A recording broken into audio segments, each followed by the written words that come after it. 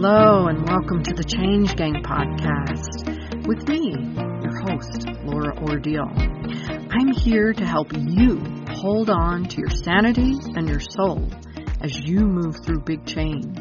I'm here to guide you from frustration to flow in your life, bridging the practical and the woo, just for you.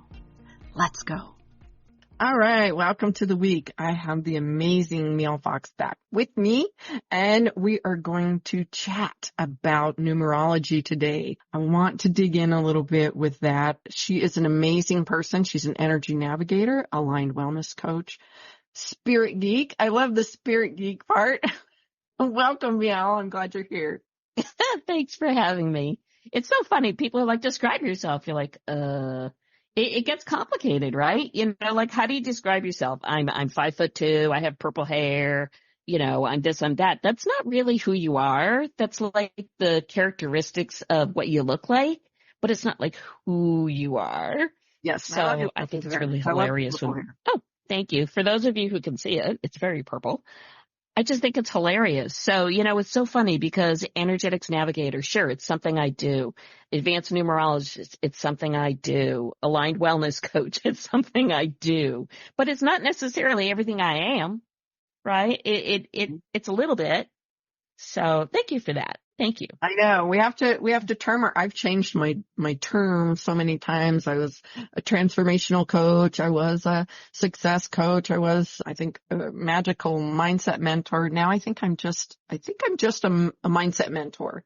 Although the magic is still there, I just chose to simplify it a little bit. Sure. So for sure. Yeah. Putting all those out there. But today I want to jump in. I want to talk about numerology a little bit. And I want to talk about love to. How it applies in life. And if it's like, of course, I'm an astrologer. If it's like astrology, it isn't about the one thing, because often people will say in astrology, I'm a Gemini, I'm an Aquarius, I'm a Sagittarius, I'm that, you know, and they because they know in some small form that maybe they went online and put their information in and they know who they are according to their birth date. And I think in numerology that can happen sometimes too, because I happen to know in numerology my life path is 1. I also cannot remember, but I know that there's so many other things. I've done some numerology work a little bit, but there are so many different things involved in it that it's like the cake analogy that I use with astrology. It's like that one thing is like saying, oh yeah, here's the flower. Look at that.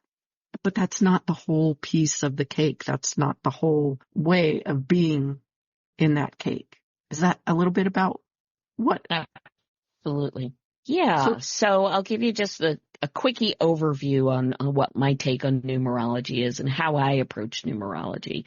Right. God love the Google, you know, you can find about anything between YouTube and Google. You could like build a house I mean, it's just amazing what you could do these days. But that being said, it's part of the story, but not all of the story. And so I'll try to sort of give you my version of the story. So for me, for the listeners who may not necessarily be familiar with numerology, it is a modality to describe energy through the numbers, just as astrology is a descriptor of energetic events through planetary orbiting at certain times of the year or certain times of your life or that kind of thing. Numerology is similar. So there's a basic I don't want to say lower level, that's really not accurate. There's the basic information, which most people Google, which are things like, what is my life path number? What is my ruling number? What is my whatever the other descriptors are that they have on the Google. And that basically is and generalized is a really big word here, of your personality descriptor. So your ruling number, your life path number is based on your date of birth, and it allows you to have kind of an idea of what your generalized personality traits are. Within that, there's more information available when we apply your information to what's called an energy grid, which is a way of further assessing what kinds of influences impact your personality. And the energy grid is basically a descriptor. It's a visual descriptor of the 4 planes, which is your physical, emotional, mental, and spiritual.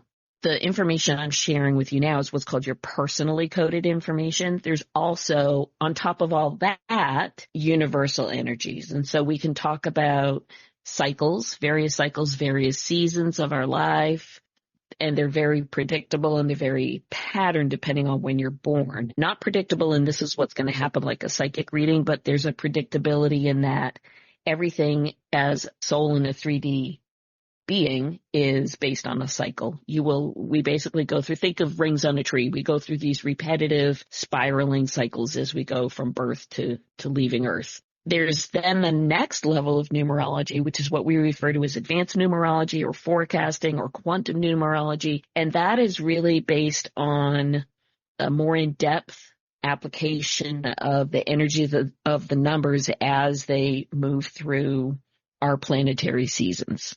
So what that level of numerology describes, to put it super simply, is pretty much almost like a job description of what you're here on Earth to experience. So example, you and your best friend might have the same life path number, might have even potentially the same, I don't know, birthday, could be born 2 years apart, a year apart, I don't know, whatever the thing may be. You might both be chefs.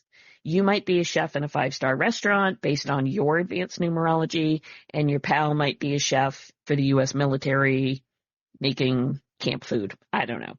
But basically what it means is that we're all very unique, we're all very individual, and we all have influences of energy that move in and out of different aspects and portions of our life journey here on Earth.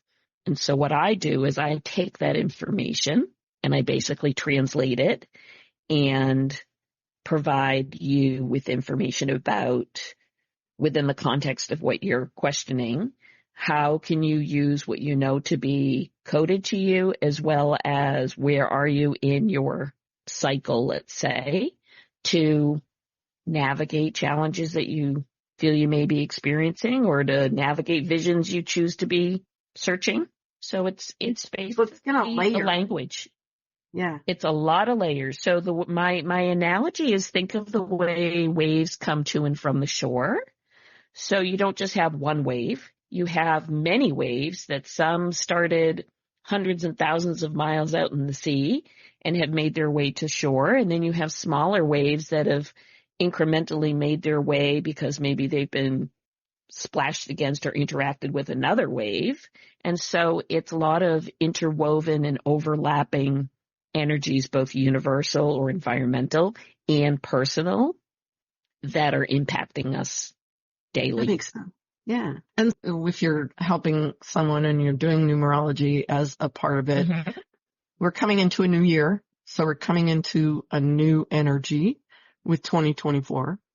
And you add the 2024 together, right? Is that how you get the new energy for the year? Yes. So the way we understand what's called the universal energy. So universal energies are those energies that exist for everybody. They're environmentally, or obviously by name, universally applicable as opposed to personal energy. So you will have a universal day energy, a universal month energy, a universal year energy. And the energies also are, again, in cyclical patterns. So they will go from 1 through 9 and then start over again. So in 2023, we're the year of the 7. 2024 will be the year of the 8. Each of those numbers carries with it, we'll call them attributes, let's say, or commonly associated potentialities within the number.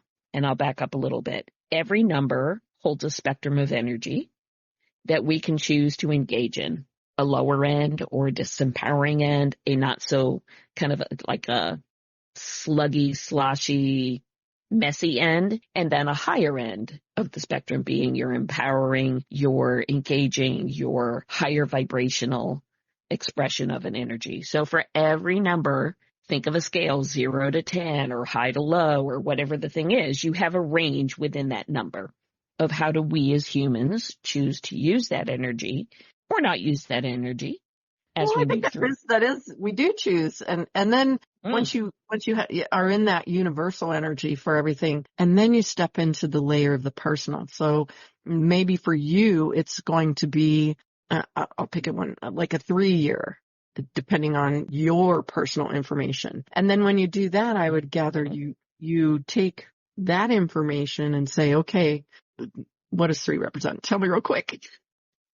Yeah. So for example, a 3 represents typically expansiveness, abundance, fun, joy, happiness, And so you would use playfulness. that That's all on the energy. high Right. end, right? Right. That's a high end 3. And let's say a low end 3, somebody who's kind of living in the closet sort of thing or in the dark, views a 3 energy as a lot of anxiety and worry and fear and constant leaning into, is this going to work? Is this going to be okay? Is this going to happen? Is there going to be enough? Am I going to make next week's phone bill? So worry and anxiety is a low end expression of a 3, and fun, joy, playfulness, expansion is a high end of a 3. So here's your example is perfect. Let's say your personal year as you, an individual, moves into 2024, and let's say your personal year is a 3, and you're in a universal year of the 8. The 8 is very much about flow, ease, momentum, movement. If you turn the 8 sideways, it's the infinity symbol, so it's representative of expansiveness through possibilities, quantumness, all those things.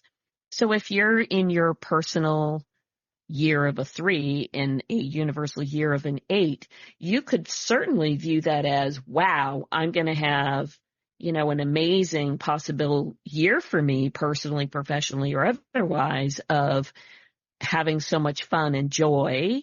And it's all going to be so easy, like stuff's just going to happen and it's just going to be so simple, and I'm not going to have to, twist myself around to make things work, and opportunities will just show up. And so you can look at it that way. If you happen to be somebody who's hung up in the not so good end of things, you might be riddled with anxiety, and the not so good end of things on an 8 is worrying about perfectionism, worrying about everything being all just so, sometimes being a little self-critical.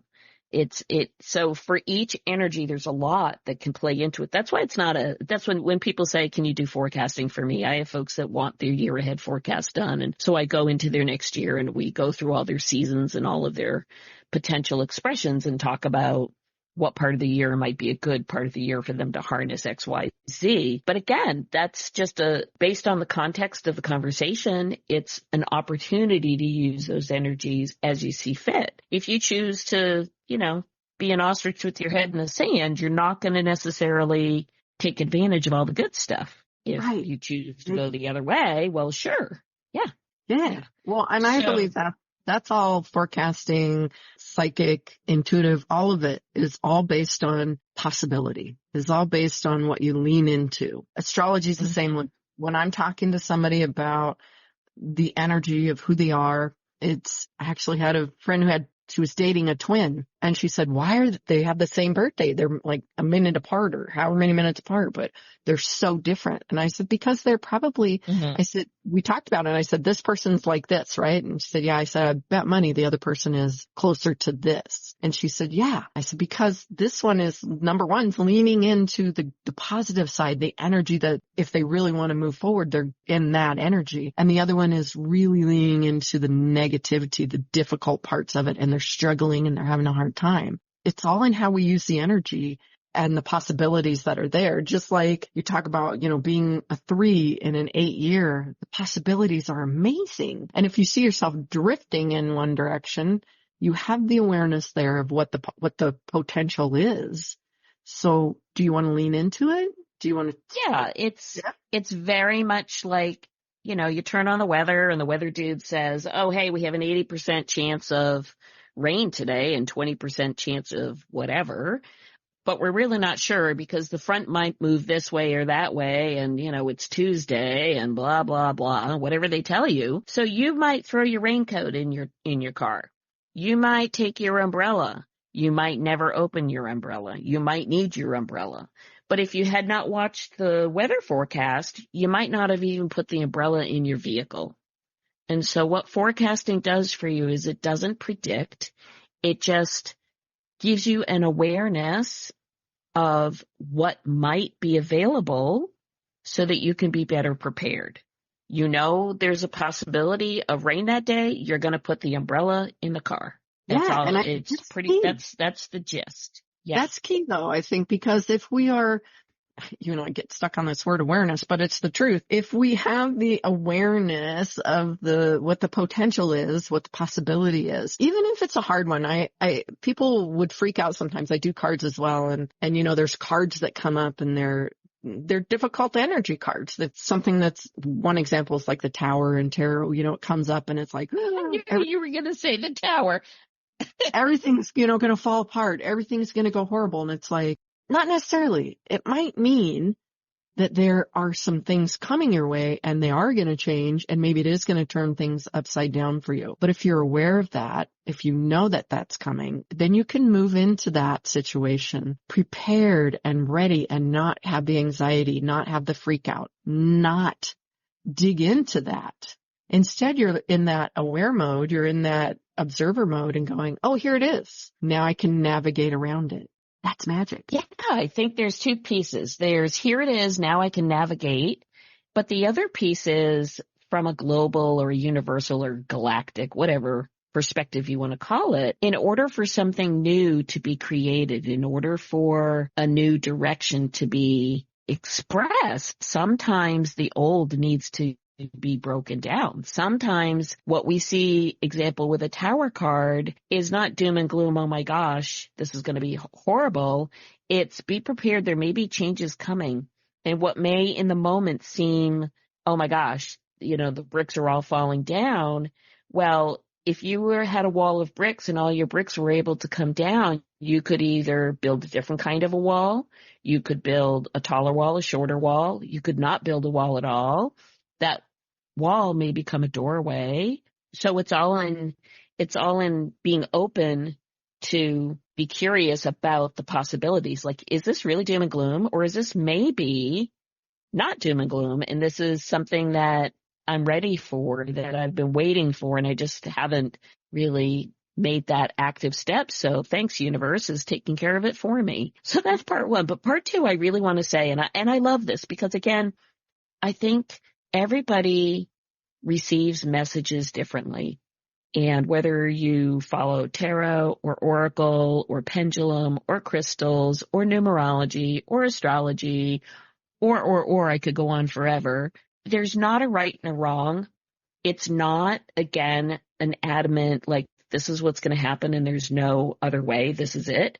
They are all means of a language being expressed from something bigger and greater than us to us here on earth.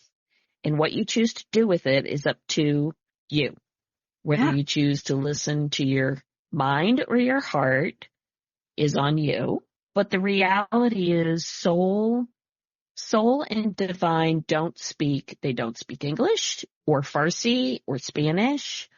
They don't necessarily speak only numerology or astrology or whatever it is. What the language that is universal is energy. And so how one uses that information and conveys the message, that's why we have so many modalities. Because for some people, they need to hear it a certain way. That's what speaks to them. And other people need it a different way because that's what speaks to them. And I love that the shift in all of these circles, call them whatever you want, the healing circles, the coaching circles, the whatever it is. I mean, to me, it's like a gigantic grocery store. And you get to choose more than one box of chocolates. Like maybe you like fruit flavored chocolate and maybe you like nuts in your chocolate, or maybe you like milk chocolate or dark chocolate. So it's instead of having only one and saying, this is the only thing you get, here you go. It's like, wow, which one speaks to me the best, that I understand, that feels the best to me? And that's how you receive your messages. I just happen to love numbers. That's my language. It's what comes naturally to me. I don't have to really think about it too much. It's just it's very, for me, it's very obvious. I see the numbers, I hear the messages come through, and I'm like, oh, okay, well, there you go. And for you, it's astrology. Yeah. And I often say all roads lead to Rome because it doesn't matter how you get there. How you get there. Find your way there. Yeah. It doesn't matter because you can take a left, hang a right, go in whatever direction, explore, widen, narrow down, however you want to do it. As long as you're moving forward in a way that's good for you, that feels right for you, that gives you information to live the life that you want to live in the best way that you can, do it. Do it. Absolutely. I love that numerology is another way to do that. It really plays into the intuitive piece of how do we receive our message. I have people who say to me, I actually have to ask clients, so how much detail do you really want? Like, do you just want me to translate and kind of give you the gist of what's going on for you? Or is it important that I tell you it's this number, it represents this, this is how it shows up in your life?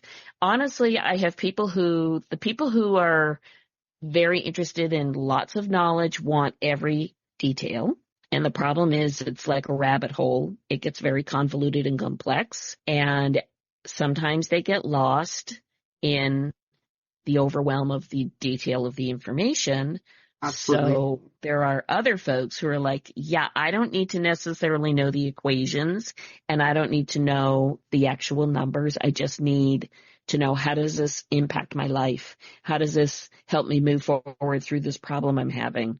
So again, it just depends on the individual. There's lots of ways to really look at the information. And what I really try to do is make it as easy and life applicable as possible, because I respect that not everybody really wants to know the technicalities of it. Absolutely. And I think that's important, because if it's not practical, I mean, it's nice, it's fun, but that's one of the reasons I talk about bridging the practical and the woo, because I want woo to be practical. And for a lot of people, the numerology, the astrology, all that's very woo. And they will go, but if you start looking at it, you can give such confirmation to people in who they are, how they're meant to be in this world, the energies that they've dealt with all their life, that they're still feeling and working with, and at any given time, what those influences are. Quickly, I guess, for a minute, I'm going to ask you a technical question on that. You mentioned being able, so we talked about the year being an 8 for 2024. How do you go in and find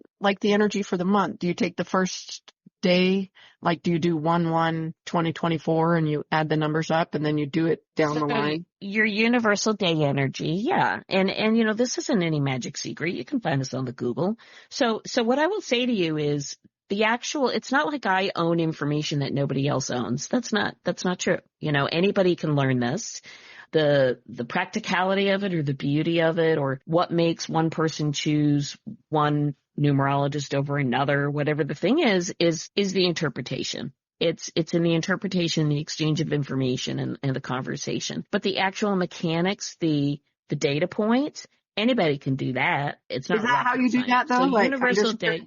Sure. So universal day energy, which is every day of every month of the year, will have its own universal energy. And that's acquired by taking the month digits plus the day digits plus the year digits and adding them all together and reducing that to be a number between 1 and 9. So the cycle, the transformation and divine timing cycle goes through 9 steps, 9 stages, starting with a 1, ending with a 9, and then starting over again with a 1. So that's just like the circles we talked about, the tree ring circles. You have tree ring circles daily, weekly, monthly, yearly, every 7 years, every 13 years, every 45 years. So there are these multiple, like the waves in the ocean scenario, there are overlapping and multiple waves going on. That's why it gets complicated very quickly, because if you try to extrapolate one piece and say, well, geez, my Wednesday went like this because this was the energy of the day. It's nice, but that's not quite accurate, really, because there's so many things that overlap that. But it's a way of giving you an idea. So, for example, let's just take tomorrow. Tomorrow is the first day of the first month of a new year. So it's 01/01/2024. If you add all those numbers together, you're going to get to the number 10. So far, so good. 1 + 1 is 2, + 2 is 4, + 2 is 6, + 4 is 10. We go 1 through 9, so that number reduces to a 1. So the universal energy for January the 2024, will be the energy of the one. The energy of the one is very often associated with beginnings, newness, birthings, planting seeds, planting ideas on the high end.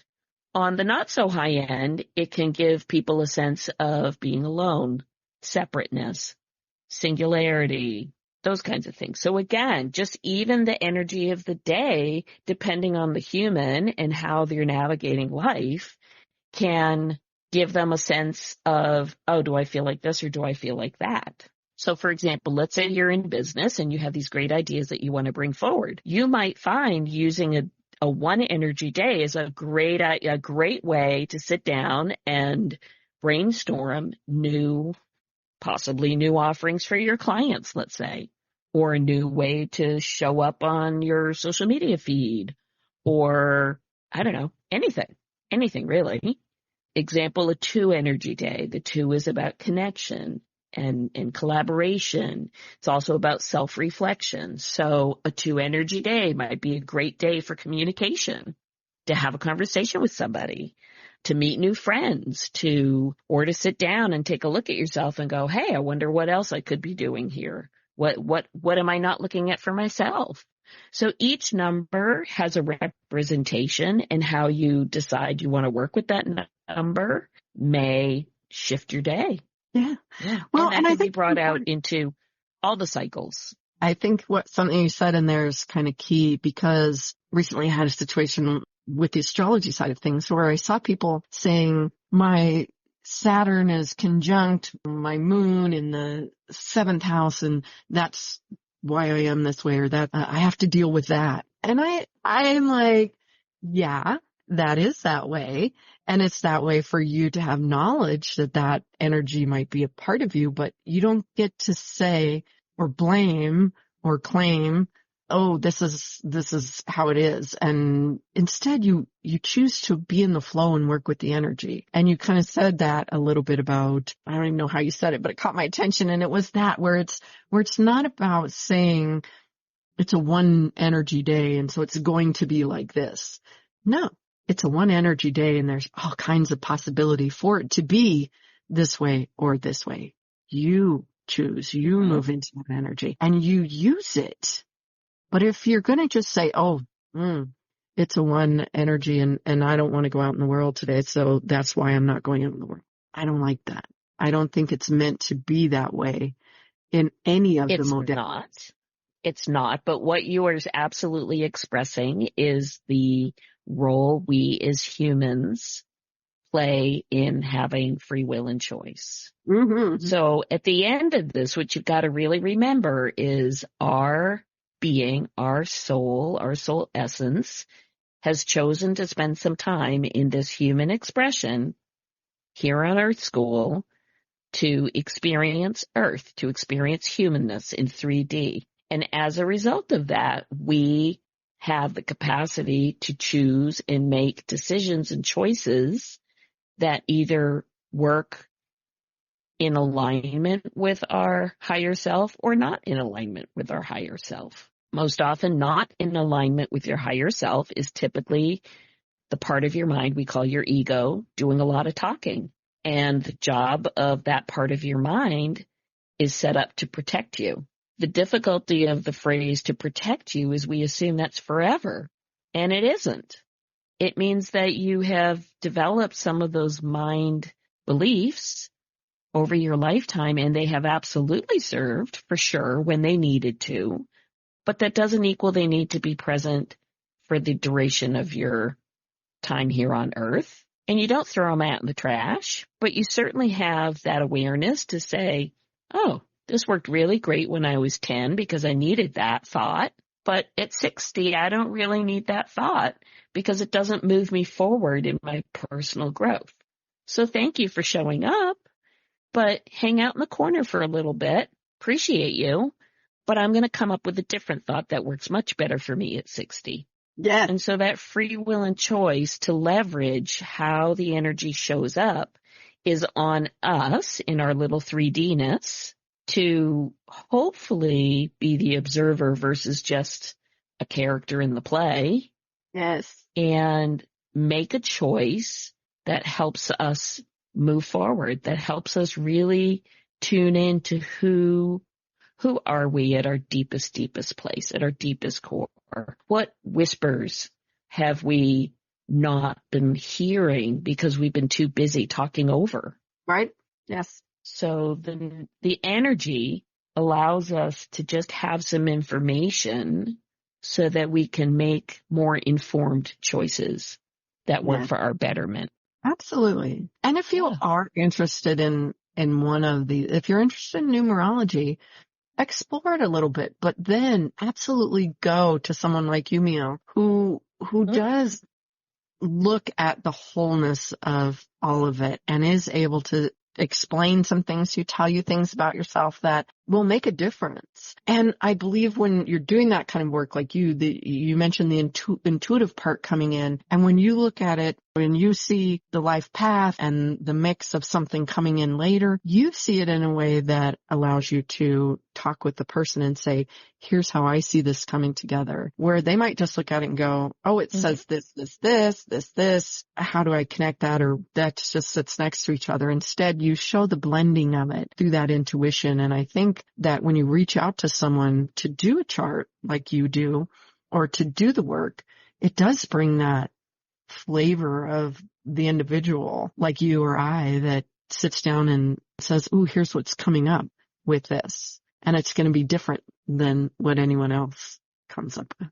Yeah. Then that's why the beauty of, it's so funny. My mentor, her mission statement is she wants to make numerology mainstream, and meaning accessible for everybody.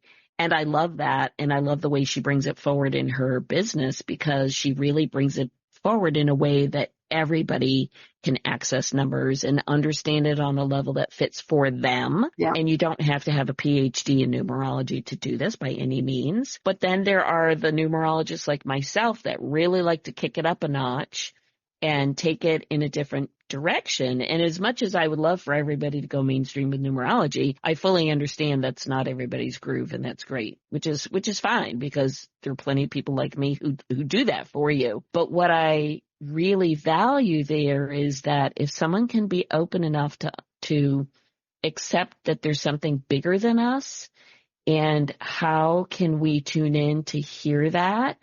The numerology, the astrology, music, art, meditation, tapping, all of these modalities that have previously been called woody woody woo woo are actually scientifically based and proven true ways of an energetic exchange. So whatever turns your crank, whatever speaks to you, that's the thing. Because when it rings true, you know it so deep in your being. You don't question it. You don't go, well, is that true? You just go, oh, yeah, yep, that sits right. That feels right. It's when people say, how do you know? Well, you know when you know something. When it feels good to you, like, and you know it, you don't question how you know it. You just say, it feels good to me. I know this.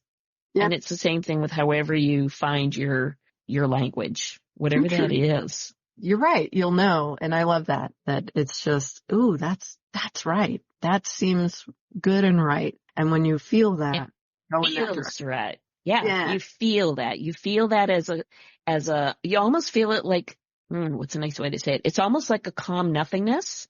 Like it doesn't have like a question mark after it. It's just like a calm, like, that's right. Yeah, I got that. Yeah, that's true. That's a good way to describe it.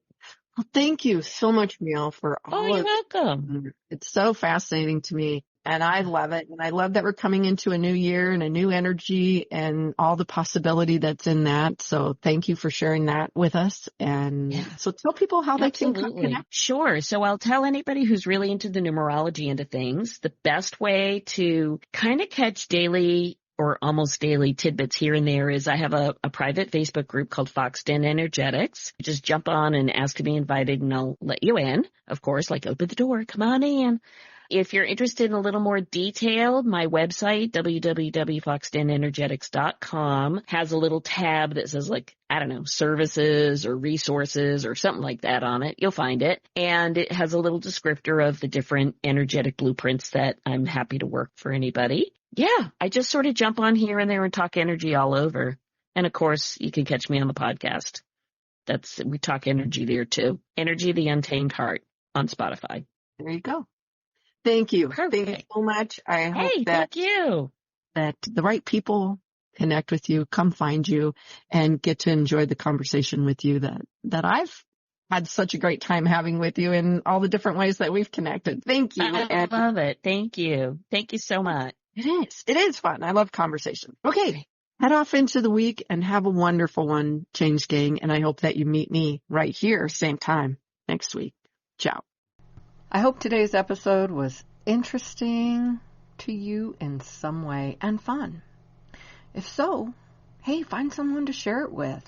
Maybe they need to hear it too, or maybe they'll just enjoy it.